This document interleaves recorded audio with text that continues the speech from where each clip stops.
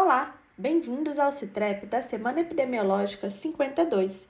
Ela compreende dos dias 22 de dezembro ao dia 28 de dezembro. Esse trabalho é realizado pelos residentes de Vigilância em Saúde do HUB, UNB.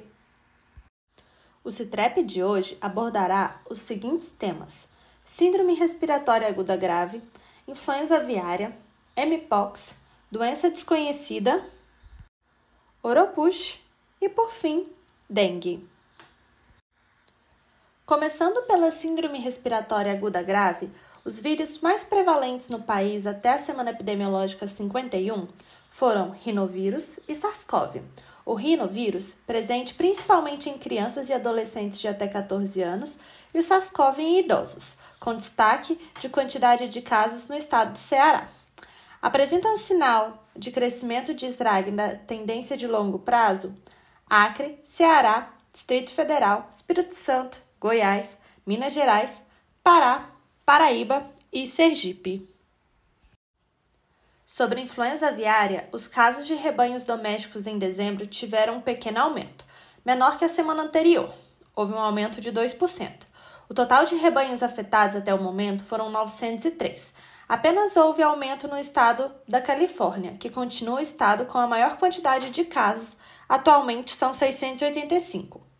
Esse também apresentou um aumento menor que a semana epidemiológica anterior. O Colorado e Idaho continuam na segunda e terceira posição, respectivamente, de maior quantidade de rebanhos afetados. Entretanto, seguem com o mesmo valor há semanas, ou seja, sem alteração. No total, são 17 estados afetados. Rebanhos domésticos incluem gado leiteiro, alpaca e suínos. Em relação ao surto em aves, todos os 50 estados do país notificaram. Sobre a influenza aviária em humanos, foi notificado em 10 estados dos Estados Unidos da América, sendo a Califórnia e Washington com a maior quantidade de casos. Na semana epidemiológica 52, houve notificação de 2 novos estados, Iowa e Wisconsin, com um caso em cada. A partir do monitoramento de águas residuais, águas de esgoto, foi detectado o vírus H5 em 4 estados americanos no período de 15 a 21 de dezembro. Os estados foram Califórnia, Iowa, Nevada e Illinois. Vale ressaltar que foi detectado o caso humano em Iowa após ser detectado o vírus em águas residuais. Houve um aumento de casos na Califórnia e um novo caso em Iowa. São no total 66 casos confirmados. 37 na Califórnia, 10 no Colorado, 1 em Iowa, 1 em Louisiana, 2 no Michigan, 1 em Missouri, Oregon e Texas, 11 em Washington e 1 em Wisconsin. Califórnia teve a maior quantidade de casos relacionada a contato com rebanho leiteiro, e Washington teve a maior quantidade de casos relacionados com contato com aves comerciais. O caso em Iowa possui histórico de contato com ave comercial. No Brasil, foram realizadas 1.103 investigações em aves para influenza aviária. Foram coletadas 317 amostras e há 2 investigações em andamento. No total, no ano de 2024, foram 15 focos positivos de influenza aviárias, todos em aves silvestres. Na semana epidemiológica 52, foram realizadas 9 investigações e uma coleta de amostra. Não há investigação em andamento e não há nenhum foco positivo. Os focos positivos no Brasil foram no Rio de Janeiro, São Paulo, Espírito Santo e Rio Grande do Sul. A investigação em andamento está localizada em São Luís, no Maranhão, e Canudos, na Bahia. Vale ressaltar que essas investigações elas não pertencem à semana 52, e sim à anterior. Sobre a doença Mpox, dados globais de janeiro de 2022 a 30 de novembro de 2024 confirmaram que 82 países comunicaram casos da doença, sendo 22.441 casos e 78 óbitos. O país que tiveram mais de 500 casos de doença desde 2022 até o momento são Estados Unidos, com mais de 34 mil casos, Brasil, mais de 13 mil casos, República Democrática do Congo, com mais de 10 mil casos, Espanha, mais de 8 mil casos, e França, com mais de 4 mil casos. Os clados já identificados de Mpox são o clado 1, presente em 9 países, o clado 2, que é o mais identificado, presente em 62 países, e os 2 tipos de clados são identificados em 7 países. No gráfico, observa-se que de dezembro de 2023 até novembro de 2024, houve mudança na localização geográfica dos casos de mpox, antes com maior predomínio na região das Américas e hoje concentra-se na África. Com o mapa, foi identificado que em novembro houve mais casos na República Democrática do Congo, Brasil e Austrália. O Canadá também se destaca pelo aumento de casos, uma vez que no mês de outubro não houve relato de casos. A Organização Mundial de Saúde realizou em novembro de 2024 uma avaliação global do risco de mpox, no qual ficou definido o clado 1B, que afeta predominantemente áreas não endêmicas na República Democrática do Congo e países vizinhos, com risco elevado. O clado 1A, que afeta principalmente áreas endêmicas na República Democrática do Congo, risco elevado. Clado 2, observado na Nigéria e outros países endêmicos da África Ocidental e Central, risco moderado. Clado 2B, associado à epidemia global de mpox, risco moderado. Na região da África, no período de 2022 a 22 de dezembro de 2024, foram confirmados 16.495 casos, com presença dos clados 1A, 1B e 2, e 83 óbitos foram confirmados. Já de janeiro a 22 de dezembro de 2024, foram relatados 14.091 casos e 60 óbitos.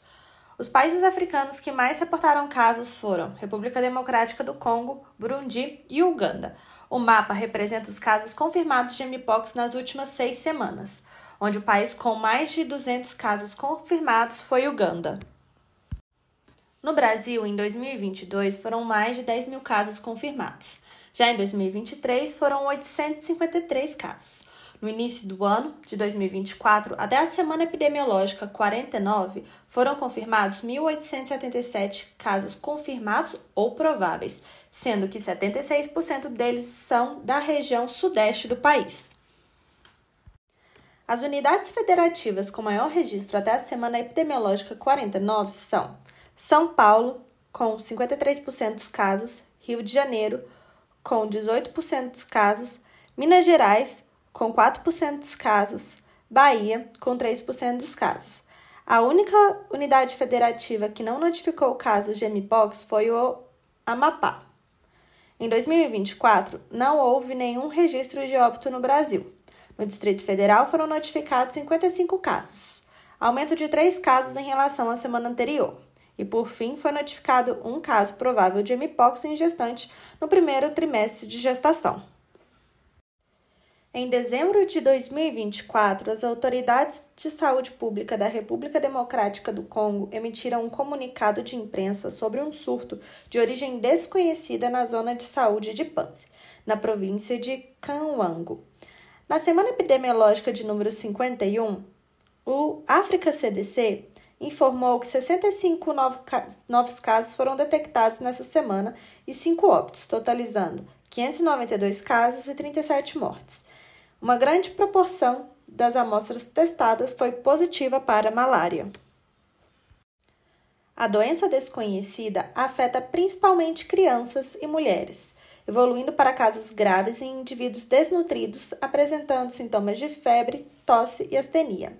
A província de Kawango sofre com deterioração na insegurança alimentar, baixa cobertura de vacinação, falta de suprimentos e meios de transportes, escassez de pessoal da saúde na área e as medidas de controle da malária são muito limitadas. Todos esses fatores afetam diretamente no surto que está sendo investigado. No dia 19 de dezembro, foram iniciados os testes de 29 amostras, 25 testaram positivo para malária, na metodologia de PCR. Porém, testes adicionais são necessários para confirmar o agente causador da doença e o diagnóstico. A maioria dos casos, cerca de 64%, é na faixa etária de 0 a 14 anos, e 60% do total dos casos são do sexo feminino. Em relação aos óbitos, 71% das mortes ocorreram em crianças menores de 15 anos, sendo que deste número de menores de 15 anos, 54% ocorreu em crianças menores de 5 anos. Uma definição de caso foi desenvolvida com base nos sintomas clínicos observados no caso de febre, tosse, cansaço e coriza. Essa definição está orientando os esforços de vigilância e notificação. Foram enviados testes de malária e Covid-19. As autoridades de saúde pública orientaram a população a evitar aglomerações e manter a higienização das mãos. O Ministério da Saúde continua investigando o surto. Sobre Oropush, há algumas semanas, o Estado do Espírito Santo apresentou um aumento de casos. Da semana epidemiológica 1 até a semana epidemiológica 51, foram confirmados 4.532 casos.